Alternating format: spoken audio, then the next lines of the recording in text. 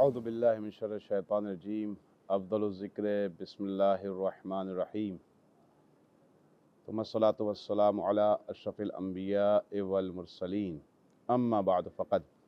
नाज़रीन इकराम, आपकी खिदमत में दो हदीसें बयान की और हमने आपकी खिदमत में अर्ज़ किया कि ये दोनों हदीसें किस तरीक़े से काबिल कबूल नहीं हैं, ना ही सनद के एतबार से और ना ही मतन के एतबार से।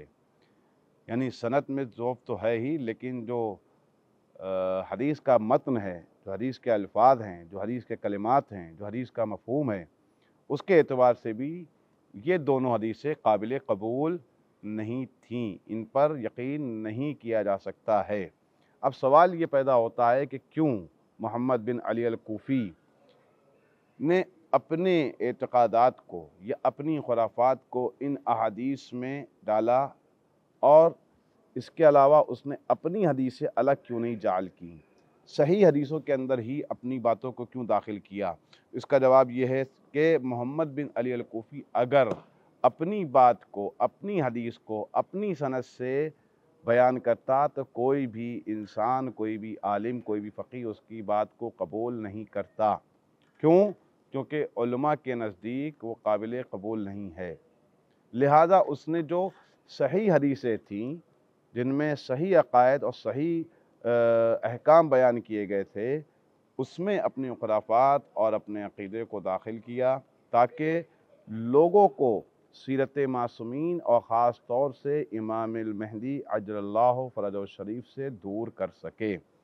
इसी वजह से उसने हदीसों को गढ़ना शुरू किया और महज गढ़ी हुई हदीसें नहीं पेश की, बल्कि जो सही हदीसें थीं उन हदीसों के अंदर अपने मतालिब को, अपने अक़ायद को और अपने अहकाम को बयान किया उसने।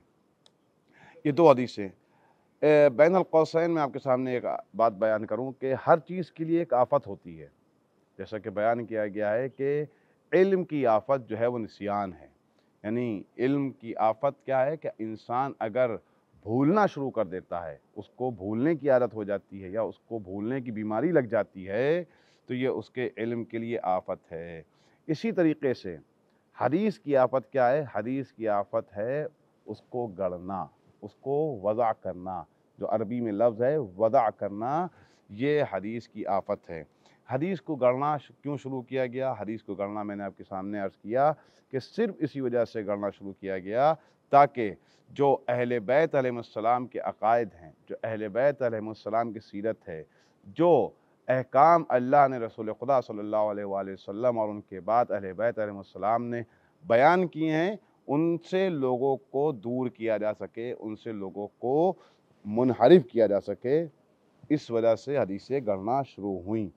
आपकी खिदमत में मैं तीसरी रिवायत अर्ज़ करूँ कि जिसमें मोहम्मद बिन अली अल-कूफ़ी, मैं बार बार इस लफ्ज़ की तकरार इस वजह से कर रहा हूँ या इस नाम की तकरार इस वजह से कर रहा हूँ कि हमारे नाज़रीन मोहतरम भी अगर कभी हदीस का मुतालिया करें और उसकी सनद में अगर मोहम्मद बिन अली अल-कूफ़ी को देखें तो वो समझ जाएँ कि ये हदीस मोतबर नहीं है।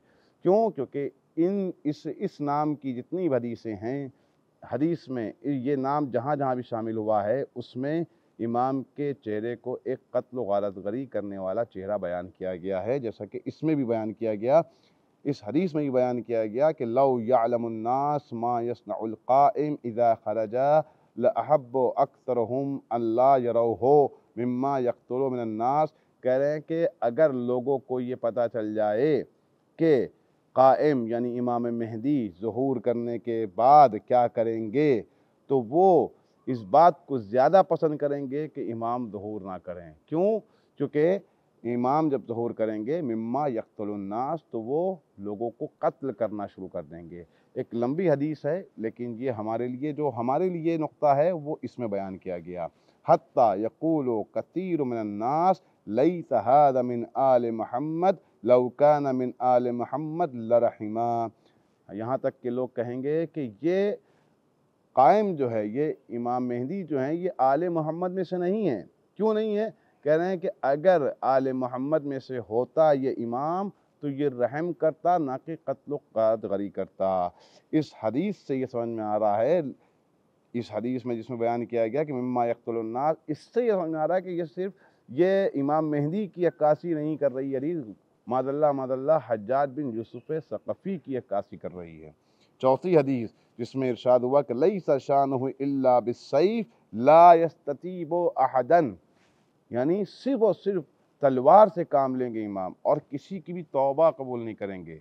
उसके आगे पाँचवीं हदीस बयान हुई कि मा तस्ताजिलूना बिखुरूजिल क़ाइम फवल्लाहि वमा हुवा इल्ला सैफ वल मौतु तहत दिल्लिस्सैफ।